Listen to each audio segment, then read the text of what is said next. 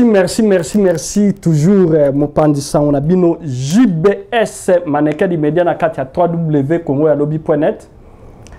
Lelo na ye awa di boso na bino pona ko kutana na moko oyo ya mama azali mama congolaise ye moko ko se présenter toye ko kangaye na kati ya ndaku na ye na kati ya place oyo afandaka po toyeba nini semaine passée ma solo nini le kaki awa na kati ya 613e bataillon à partir de Ottawa Canada. Bonsoir maman. Bonsoir papa JBS. Merci toye kozoyo po to mona ki be événement belé yo za la kaka o participer kaka na be événement. Alors okoki ko se présenter bato yo bayebi yo na bao bayebi yo te ba koki ko yeba yo na mokola lelo. Ok, na bandina nkopesa mbote na bandeko. Je m'appelle Maman Denise Wangata. Ba intime ba benga mina kombo Waden. Naza congolaise de père et de mère. Na botami na Congo. Na tangi na mbongo ya Congo, na moma ya Mobutu tozaki na ba bourse. Na silisi na ke kosala maîtrise nanga na université francophone, ba benga université Senghor na Alexandrie na Égypte. Une université d'excellence où ils ont formé des cadres africains. Et de là, nous avons récupéré la salle de Moussalo na Canada. Nous avons un objectif, nous avons kokisama teme, nous avons continué.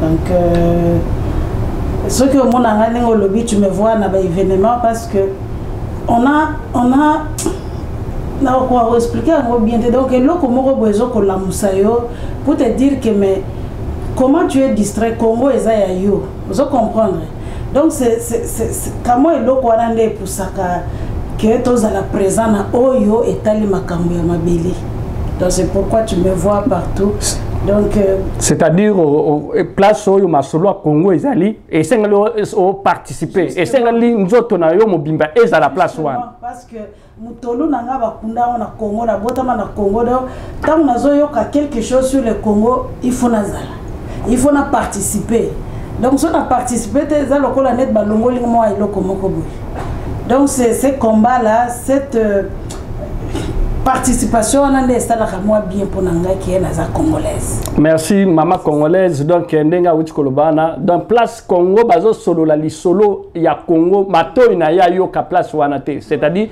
essayer à participer. Merci maman Denise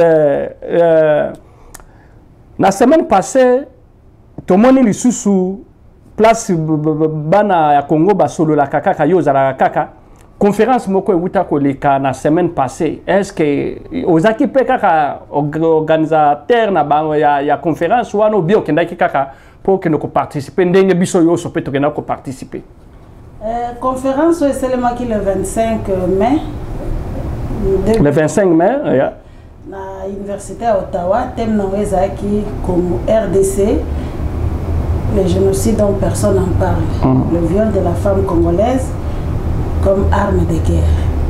J'étais parmi les organisateurs de la conférence Wana. Donc on était à 3. Là, Maman Denise Wangata, Guy Songo, il représentait le collectif congolais à Ottawa, et puis Ignace Maëlle qui représentait Convention de Congolais pour la démocratie et la paix. CCDP. Voilà. CCDP, il y a Odombo. Oui, c'est lui qui est le président. Alors, on a na Montréal. Alors, ils ont la CCPD, ils ont la Suki Wapi Wapi, donc toutes ces connotations-là, toutes ces dénominations, et là, comment ils ont sensibilisé ça comme maman na biso. Donc, to biso nous sommes na maman moko, donc na maman Congo. On a dit. On ne peut pas rester comme ça. Tout le monde est là pour ça qui c'est quoi? Parce que on en parle, il y a génocide rwandais. Rwandais, doit laisser passer. Donc génocide rwandais, ils ont le visa. Donc rwandais sont l'équipe donc ils ont obtenu le pitié à Mokili Mobimba. Donc ce qui a la nani ata yebi lisolo il suffit que un génocide rwandais et puis balongola ngopé comme un génocide touti do ya ba rwandais te mais les lots qui est comme à niveau na basala ngo marque déposé na bango ya ko zo pitié à mokili mobimba c'est parce qu'ils ont parlé donc ils ont médiatisé balobaki mais chez nous toujours mon accueil balobakamote donc ce lobby donc les gens sont silencieux mais tant baza silencieux bah oh peut ba kozala silencieux donc ngai to tchaki yango boye oh nyose zani ba grand patron mokili mobimba ba grand patron moi je peux pas l'obéir parce que biso moko tozo lobangoti ya mwana to lobby que oyo conférence eza ebandeli oya kotalisa mokili mobimba ke au Congo ezali planète eza na Mars c'était mais eza planète eza na kati ya planète Terre donc nous aussi nous avons droit à protection lokola ba oyo nyonso parce que Congo aussi a signé toutes les conventions et traités des Nations Unies mais pourquoi nous sommes pris à part? Peut-être parce que tu as ce qui est mon lobité et vous allez moi passer. Donc tu dois dire, tu dois parler. Ah, tu as mon anakacha mboko yo. Ce qui que bazo violer le GPS. Au lobité, c'est que tu au CPL na yo non? Ouais ouais. Mais tant qu'on dénoncer mutu, on a quand c'est violeur na yo akoya le souci. Akoya le souti. Suivi pe ko za la déjà. C'est ça. Yango ndeto lingi, ndeto lancer cri na biso nde yango wana. Notre cri donc de briser silence c'est ça que nous devons briser silence surtout pour les Congolais et les Congolaises. Merci maman Denise Nandenge Uchikoloba. Alors nakati ya conférence wana est-ce que batobayaki est-ce que conférence ezaki réussi ou bien ezaki réussite? Pour moi je vais dire que la première conférence était une réussite. Ezaki une réussite pourquoi parce que tozui ba feedback ya kitoko bat ba sepeli bat ba ju information ya bien donc tous les 4 personnes oyo baleka ki 5 personnes vraiment ils ont donné des informations ezali cleaning balobake ndenge modérateur azali kolobake ça donc ça booste les intestins donc c'est d'abord un sujet qui est difficile.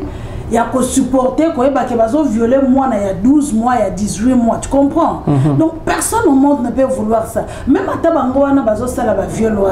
Banana bango su bayoki. Na tant na zéro que donc kabola ka invitation j'ai demandé à beaucoup na zotunabi non mais je vais les tuer. Oso comprendre donc mutazo bimiselo je vais les tuer wana que mais les violeurs là je vais les tuer avec mon fils, mon enfant. Mais maman, papa au moins les modèles oso réagir.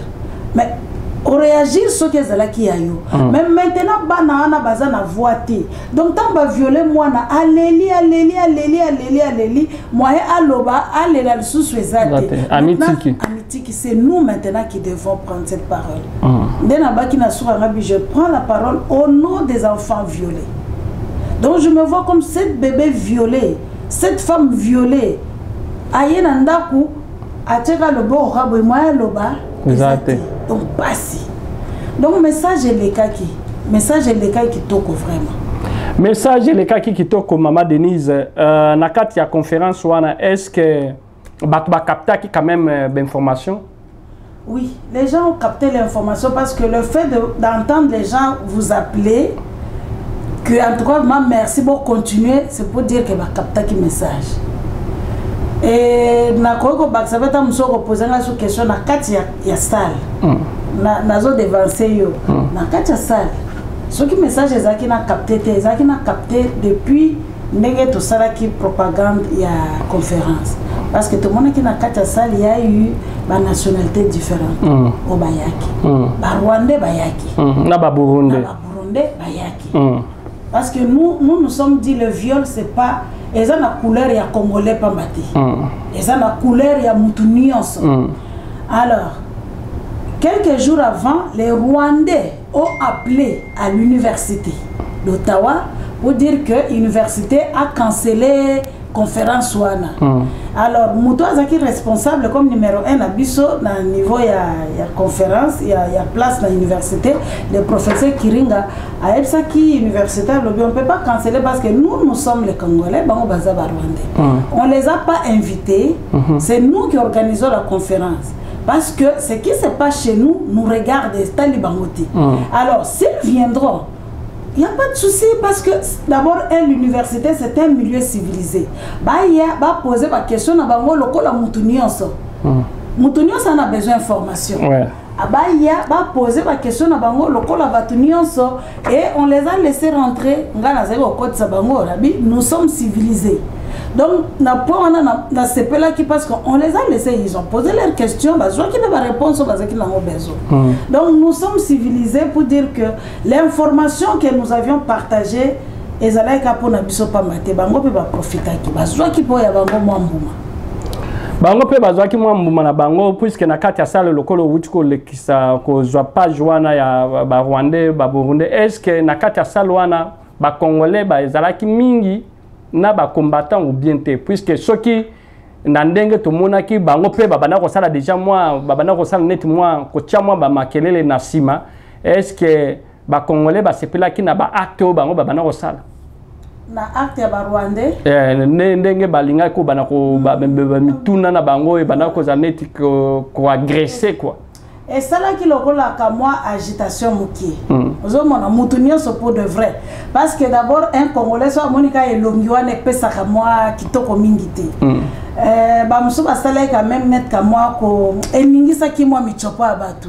mais on s'est dit calme toza civilisé boti ka bango ba poser question alors bravo na Kerwin bravo na Patrick ba laisse ki bango mbuma bazoki mbuma na bango ils sont rentrés na habité dessus ou quoi bon na kutana sur mon côté mais je sais que moko ayaki pour nous recevoir une adresse oh donne-moi tes coordonnées j'aimerais qu'on se parle tout na pesa qui est kayenga bi donne-moi les tiens donne-moi tes coordonnées moi je vais te contacter mais pesa yenga le sous-souté donc bazwaki makambo bien sûr que bayaki moi mingi puisque bazaki moi mingi na kati ya salle bayaki po bachati mvundu me bakutanaki puisque pe ba combattant bazalaki te na kati ya salle po na yebi na kati na bino déjà to moni pe na kati ya salle ba combattant mususu par exemple ba combattant ya IDPS vraiment bazaki penza te na ndenga na yebi po nga pe na zaka na kana bango nga nazali na ka ya koto te nga naza mupandisango naza na kati mais nga na tali na mona ki mwa moko me penza ba oyo neti ba fiche da tête ya ba fiche oyo ba bimaka penza liboso na mona bango te lokola ndeko na biso fourmi rouge ndeko na biso lokola docteur ba ndeko na biso musu ba yakite soki bango ba combattant balinga ozana bana mususu ba vrai combattant ba résistant soki balinga ozana bana mususu ba Rwandais na ba Burundais wana balinga ko tia moi makelele na sima wana te quoi non ben mais ceux qui même ba combattant bon okena ba obayaki te peut-être ils ont eu empêchement zomona ngai na lobaka likambo ya mboka ko bundela ngo na sima ya mutu te bundela ngo eza la conviction na yo que ça soit ta conviction à toi parce que sur les convictions na yo tu peux faire aussi des sacrifices na mettre conférence tout ça les sacrifices tout ça les sacrifices mais parce que moi personnellement j'ai voulu participer contribuer pour mon pays na loba que au État Congo en tout cas na kozana temps tout ce qui au État Congo na kozana temps alors par rapport il y a je m'excuse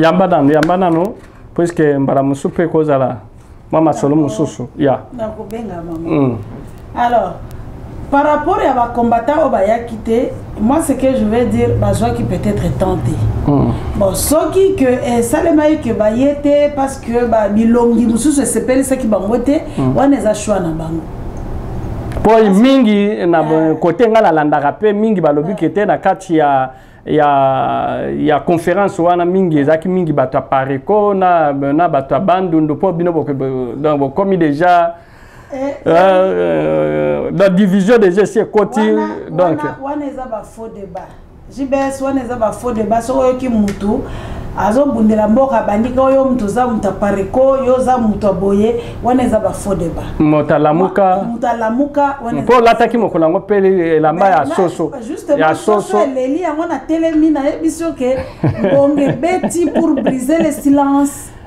ozomona donc ba oyo nyonso baza kokabola no ngai naza boye naza muta IDPS naza muta palu tout ça là eza ba faux débat.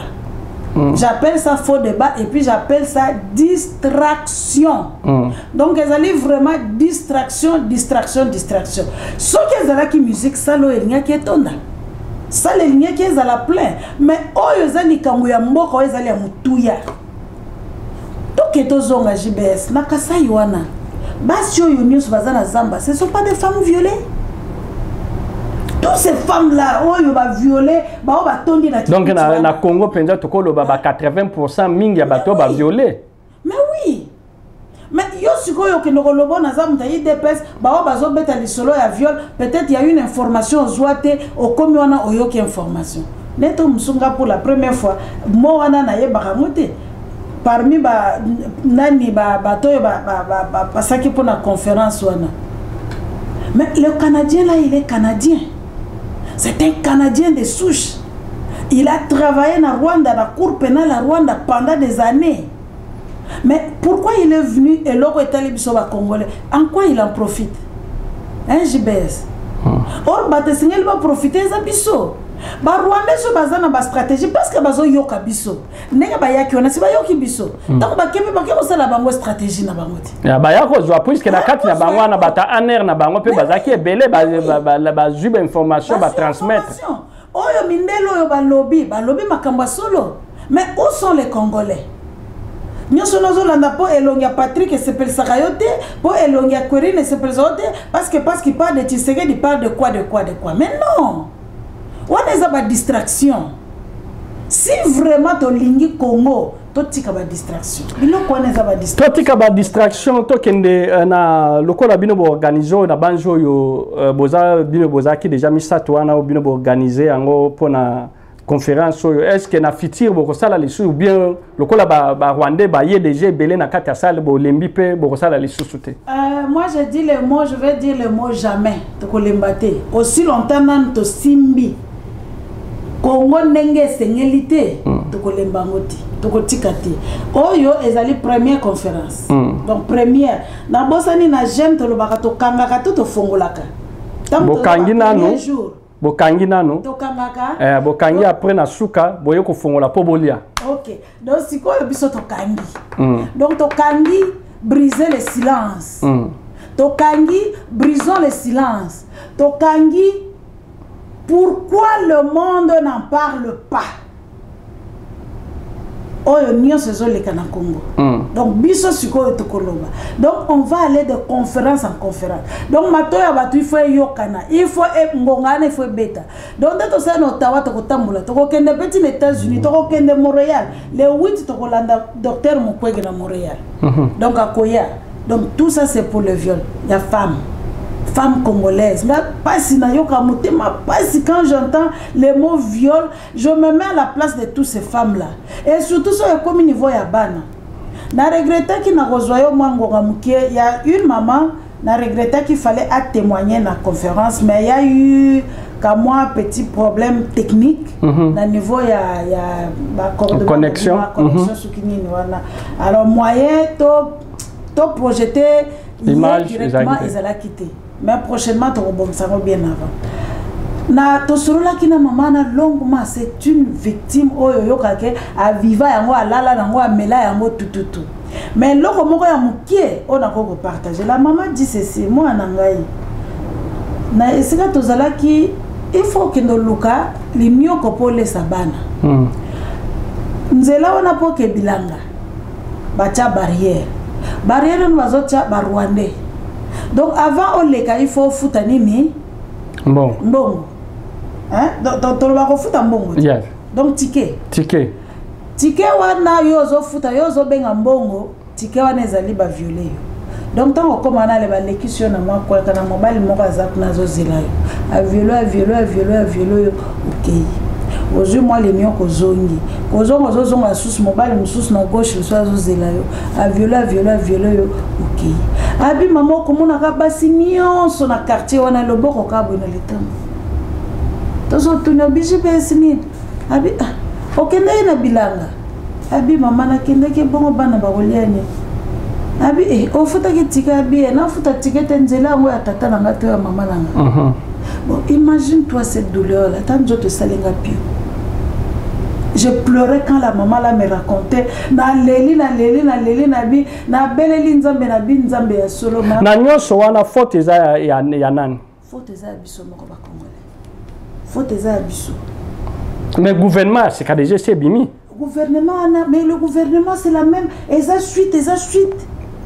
Gouvernement ni ngwa malungeza kuna. Mais gouvernement Félix outi est déjà Félix déjà a déjà na pouvoir bino peka ka kolela Félix déjà si a eu déjà pouvoir bino kaka kolela kaka ke violer surtout bino batala muka bolingi boyo kata ata kombo ya Félix te nde wana zo mona na ba conférence pe bazo ya te batayi de peste bazo ya te po bino boleki bozo linga ko yoka kombo wana te ya Félix Tshilombo. Félix ezali vérité à to kundi yango vérité à to kundi yango pendant des millions d'années ba vis nio c'est mabe mais oyo eleki mabe koleka oyo ya lokuta biso na yo toza ana poto tolandaka bazalaki suki na martyr suki na stade nini yo bakendeki peuple réclamé elobi biso tolingi candidat unique soki okoko zonsa bilili wana tokomona ngo Félix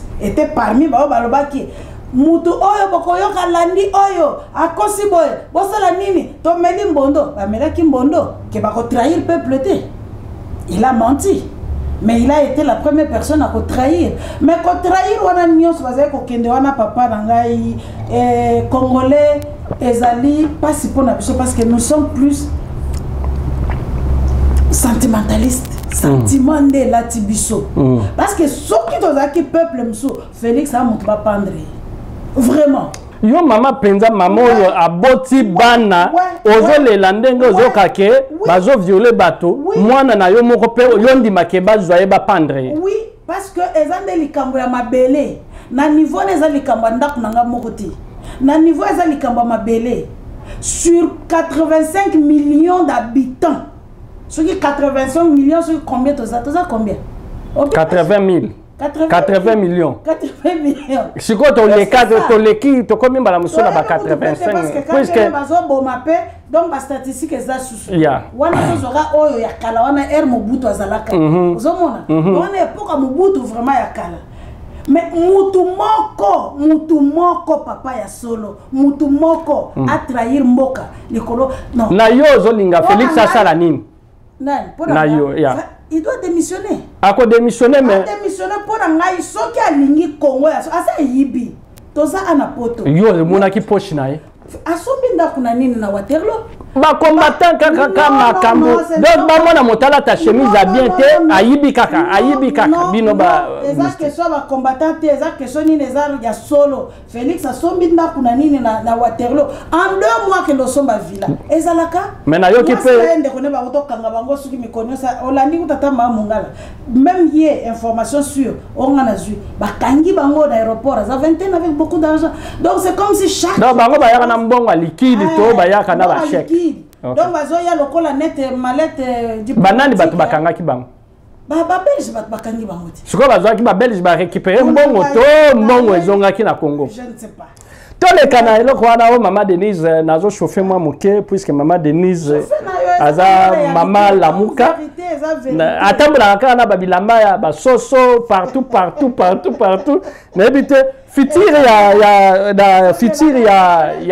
ya Martin Fayulu vérité des urnes na monaki aux mingi attaché kuna aux informations ya vérité des urnes basi ba pesi bino bien na vérité des urnes papa to biso to bi vérité des urnes to kenango tina suka ya on a ebisa que bandera na lobby aucun vice n'est beau hein mais le plus laid de tous c'est de mentir na opeso ka exemple moko maman wa benginga ekonaye aza inspectrice na Congo bakei ko sala inspection kandenge inspectrice ya école ou bien ya enseignement ya école OK bango bakende na 6e primaire OK bakoti na classe pour na ko inspecter professeur comme d'habitude on fait des évaluations le professeur maître aza ko pesa interrogation akangi mwana zo tricher so akangi mwana o tricher ezani au botelier papier abimi libanda mwana bakoma wela na prof oh mais nayebi peut-être 6e primaire on se baloba français sur lingala sur ndeni mais ozo botolanga poani ozo mona bana kina ki yankiwa oh mais ozo papier nanga poani alors oh mais tu es en train de tricher tu peux pas tricher abimé et alors ça fait quoi ah mais tu triches c'est pas bon tu dois pas tricher alors mais le président aussi avait triché. C'est-à-dire moi na linga ki batika yepe a triché kakaka a passé na classe na les 3 inspecteurs bamitalani on a un grand problème pona ko zongi sa susu justement c'est ça bana na rail justement donc on a un grand problème Félix maintenant on est à exemple comme moko bakangi combien ce que bazo tricher ba bika ta tricher na zuna na ko passer na ko na président oyebi makambo zolo babatayi de pesa ba koyoka yote puisque mais bango balobi hier la président eli yo zolo ba était à président tricher il y a pas de souci moi je suis professeur OK en dehors il y a infirmière naza na pesa cours na cité collégiale ndé naza wana il faut na corriger ba papier naza examen mercredi il faut na pi examen naza na ba quiz na pesa donc avant na comme na total donc il faut ba quiz wana nuance zo pesa quiz 1 2 3 4 na nini na progrès ya mwana et monana yo so mona wapi ozana bana mwana yaka wana na école primaire tozana mathématiques tozana biologie tozana science tozana nuance mwana yaka papa tu sais que j'ai passé la classe j'étais la première batala boye ozu la première na nini na 15%. Félix a joué 15%. 15%. Bino bokanga makana 15% na yewana. Donc toi tu échec. Aujourd'hui bon. C'est quoi Fayoul a qui combien il a joué 15%. Fayoul avait eu au-delà de 60%. C'est quoi yo il a joué qui bien. C'est quoi yo moi na yena bulletin. OK papa. Après ce bulletin yango wana. Otalika ba poeka na suka. Moi na a joué notre passage. Est-ce qu'on retourne à que maman, papa, mon fils, ma fille. Mais pourquoi ton professeur n'a pas complété ton bulletin? Bulletin ouezaka note yasuka. Mathématiques aux oies qui combien, français aux oies qui combien, biologie aux oies qui combien, anatomie aux oies qui combien, zoologie aux oies qui combien. Donc, bakour nuance oh yesingala ki ozwa, il faut notation na ouezala. Mais aye ezate. Omi tunate, biso il n'y a pas de souci. Toboyate, batalamuka.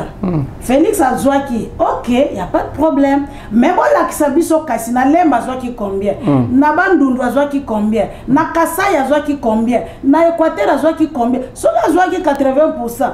Il n'y a pas de problème. Bango baza kasina ngazana bango administre la biso. En principe des élections, il faut que chaque circonscription ait ça. Ah, na Canada, na sala au moins 3 fois je pense. Na élection Canada na sala comme bénévole na sala penza POyo jour à l'élection to sali penza tant bazo publier balobaka circonscription non ba libéraux circonscription tel Obama to mona appel ba élection tozola Trudeau awa pe ba bi ke na Ontario et bimi bo na place bien bon siko ya Félix po aniti le loba bimisa te. Merci, Maman Denise Awa tozala na Maman Denise Waden na kati ya www.congoalobi.net nga mopandisa na bino JBS maneke di media tokomi presque na suka mais po tokoma na suka na yebi très bien mingi ngana mona kokana ba bolande ya soso ba CPA ya soso basoso misusu pe makamba basoso bimaka belebele na ebite mokolo ndako ndenge na bimi bona kolia pe soso puisque ye soso etonda na nzoto. Alors makambo ya lamuka na moni Katumbi abimi est-ce que zana moi loko muke pona kobakisa oyo tokoko clôturer pona Katumbi na ndenga kitaki asali ba plein koleka kutu Fayoul.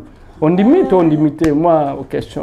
Moi, par rapport à Katumbi, même temps tozaki na groupe combattant avant comme depuis Félix a joué beaucoup de partager. Donc tu comprends? Moi, je ne suis personne.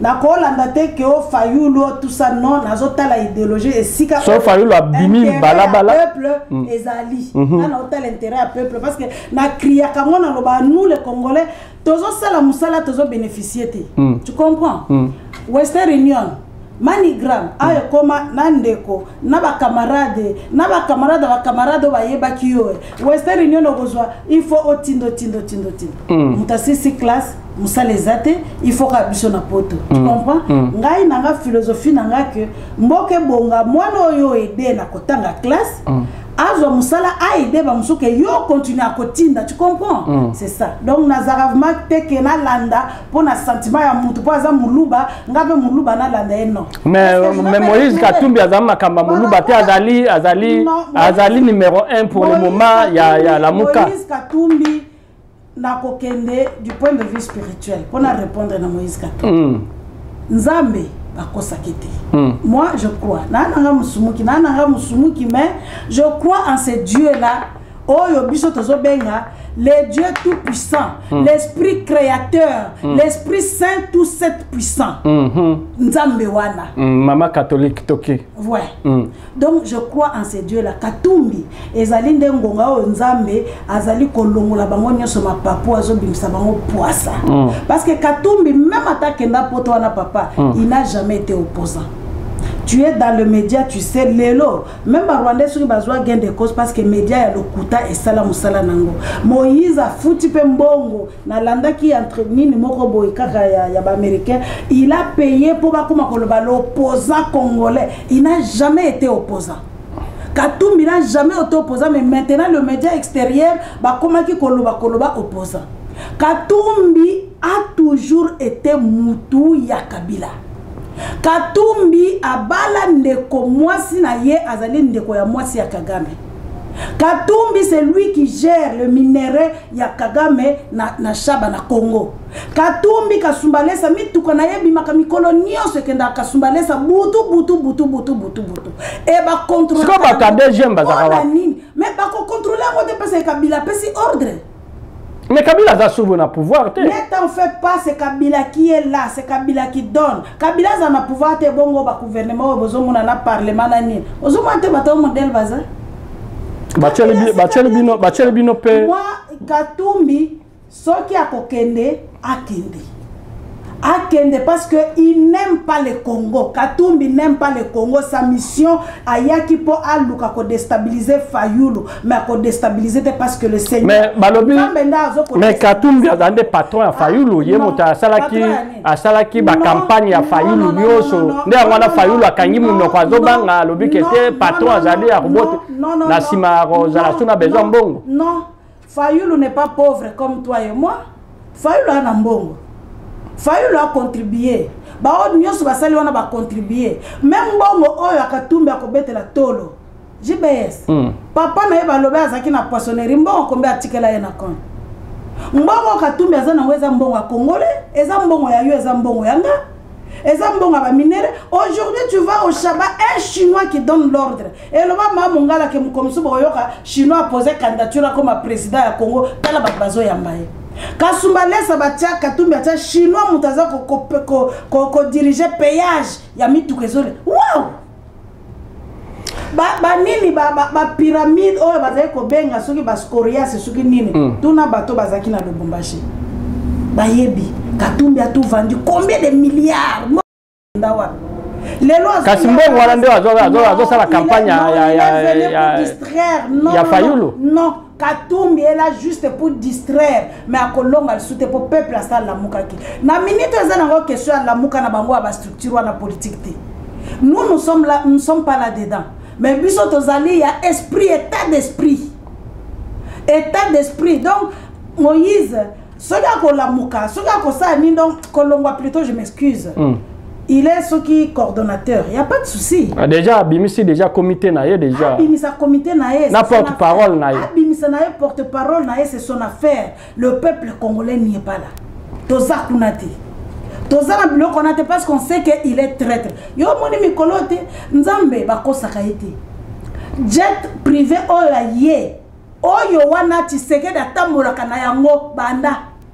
Basi baloba ye Tshisekedi nani yo musu Kamere pasi na yo pasi na nga pasi na ye pasi na Kamere était à côté à Félix parce que objectif na bango ezaki ya ko détruire nano IDPS et c'est Katumbi qui a détruit l'IDPS Asumba qui IDPS congrès na bango c'est Katumbi qui a payé voyage il y a Tshisekedi malade qui a payé le quoi ça l'avion yé muto a loi qui jet privé wana ba memie ndenge azana morgue wana on le dit muto asinga ki ba papier kombo eza kuna donc oya singa bayi ya morgue ya Tshisekedi ezali na ne Katumbi mais bon merci to comme na suka to pesa maman Denise au moins une minute pour to silisa nango maman Denise oyoki ke Etienne Tshisekedi ba nommé do bazo pese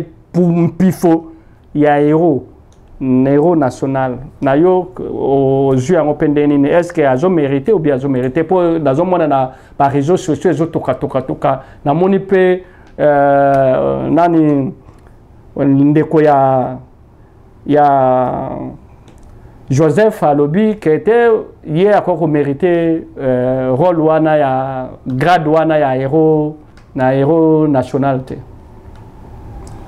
Personnellement, en tout cas, pour n'engager insulte. Yo makambu yo surtout côté Tshisekedi Kakabe insulte. Cette famille pour n'engager, cette famille doit disparaître. Pour que Congo est bonga, il faut attaquer comme on souhaite que la terre famille wana. Donc c'est encourager bango tout. Oui. Pour n'engager insulte. Tshisekedi ne mérite pas qu'à moi ta seconde attaque à moi dans Mbappé héros. En quoi? Qu'est-ce qu'il a fait? Qu'est-ce que tu sais que même la démocratie na Congo. Quelle démocratie mon ami? Quelle démocratie? Mais non bokomi ko loba na kati ya Congo wana ba journaliste biso ba nani. Mota fangoli bino miso ezaye. Boni boyoko. Te boni te to ba pe vérité yo zo linga ko loba kaka ya bino kaka. Démocratie. Qu'est-ce qu'on entend par démocratie? Démocratie parce que les journalistes sont comme belé on a une démocratie. On a une démocratie. Kassavou Boutam Kassavou Bazaki Nabo Moy, Azaki président. Est-ce que multipartisme est là quitté? Tant où y a comme une bilok a manifesté en scellé. Mais il était parmi les gens qui ont tué la démocratie. Avec Mobutu, on a parti unique. Yo so mona mboka o ezali na démocratie partie à la unique. Non, dis-moi. Oso mona. Moi j'ai été biso tozaki bana mikieba o yo ba travailler na moment na bayebi ki Tshisekedi. Le jour il était opposant, la nuit bazai kolia na Mobutu, azai ko zoba mbongo Mobutu, azaki makamnyo na Mobutu, ba yokanaki ki asa la bongo. Merci, merci maman Denise, merci. C'est insulter le peuple congolais. Tshisekedi ne mérite pas. Pour Nangaï a mérité. Même à taille loko bazo qui est mosquée wana. Un président, il y a parti politique oyo et nuire peuple congolais. Bangonde bazana nane ho ba foutre la classe. Ba oyo nyonso basangani na IDPS ba kufika kana se anzete wana. Il y a garderie, il y a école. Il y a l'oroni na sala qui to banata garderie à Pamba. Bambongo nyonso yibi azui. Nani mutune oyo na mituna ka question ana mingi papa nani Valentin Mobaki. Il a été na Rwanda pendant 2 ans. Na mituna question ana qu'est-ce qu'il faisait là-bas? Guerre ya SD Goma oyo Tshisekedi était dedans. Il sait. Ayebi. Et si ko bazo ke ndokolela ye na stade ba martyr, ba papa ya matanda. Batouana 4. Hein? Babenga Bansuni de conjurer de Pentecôte. Qui avait signé? C'est Tshisekedi. Alors, non, Natala Kanga Moro na landa ke loko na YouTube soko kochango kozwango. Un blanc qui l'intervient, oui, pour servir l'exemple des autres. Mais tant que la démocratie, ok, donc on peut prendre. Merci. Oezaki, tu vas encore na maman Denise, moi, intervention mingi maman Denise va intervenir. Donc, puisqu'il y a la maman combattante, à Bundaka na neige, Tomukuta na kanaye kuna, Bamakolo na biso na se zika na neige, biso peka misalaka hotel sabino ba image. Maman Denise to komi na suka eloko nini si la kate siko isili. Soko zana le loba ko ya suka 1 minute to kanga histoire na biso mokola lelo. lilo basuka na koyemba nzembo. Na koyemba nzembo pour dire que Congolais, où que tu sois d'abord fier d'être Congolais. Ngali boso na za ko milo banga oh ma malédiction te vraiment robota ma Congolais. Mais tant na landa ka ba vidéo ale moloto. Papa. Na zo ka chair de poule. Nayoki Sengonabi, oh, je fais partie de la race de Dieu. Le pays Nabiso, donc notre pays, est tondi na nkita midel na midel. Ba o bazoya de toutes les façons ba tango nkiteza te ba pe ba nyaba bundisa biso te. Bazo bundisa biso pour na nkita na biso. Mais là on soit allé mon autre ba ki vous savez pourquoi? Ba ko benga biso ba yuma. Mais Dieu nous a donné un cœur bon parce que bo mengo toza nango to kolia ngo biso mokoti. Tokolia ngo na bato ba oyo wana ba Rwandais bazoya bazo sala wana to mona bango mais ça pas parce que surtout projeter carte ya Afrique de loin même à 3 km to mona carte ya Congo mais to mona carte ya Rwanda ti donc eza likambo ya mabele to tika ba sentiment na idepes to tika ba sentiment no nga mutakatumbi o nga mutafayulu o nga yi mutu su ya kun ya lamuka o nga yi mutu ya ni biso nyeso to lamuka ko lamuka na biso eza ya éveil. Tu vois? Donc pas il y a parti politique non, pas il y a plateforme politique non, mais qu'on la mukanabiso batu ya bemba c'est quoi? MLC. Oh biso bata MLC non. To la muka donc spirituellement. To la muka to comprendre to milo bato bi ezali makambo ya nini ya mabele. Ndenge ndeko ayembaki sangwema lekamba mabele sangwema sangwema lekamba mabele sangwema idepes lamuka lekamba mabele. Merci. Mama tata ndeko lamuka lekambo ya nini ya mabele. Merci. Bao babana olanda puisque caméra ezama na bimaki na iPad te na bimika kana téléphone la moni bozo kuma kuna toko zongela bino lisusu mbala mususu na makamusu puisque alobi conférence ezo continuer le 8 mbala mususu ngana ye toko zala na Montréal poto kende Docteur Mukwenge akozala kuna toko zala mbala mususu kuna poto total sabino kaka mosala e kozala 8 oyo pe akozala na capacité ya kokoma pe kuna tokutana kuna e kozala mwa bien. Na pesi baninga nyoso bino bolandaki Maman Denise ozana motomoko ya kopesa te donc yo pesa de kaba combattant et c'est bon. Te na pesi batu nyonso mbote surtout posa na ngeza ba mama.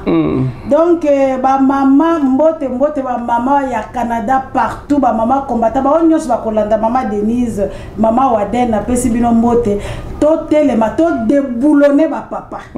Donc posa na ngeza to déboulonner ba papa parce que Tomonia na poto partout oyo basi basimbi soki ba mboko ebongi parce que le maman bazwa ba poste kitoko. Alors ba maman congolaise to tellement de boulonner ba katumbi wana ba nani ba fayulu ba nyonso wana bazo pesa ba mutu passe. Donc ba nani ba so ba déboulonner les choses na fayulu so ko latala les choses. Ah ben mais soki yo kanisi yeso ka landi nzela tende to tikiye.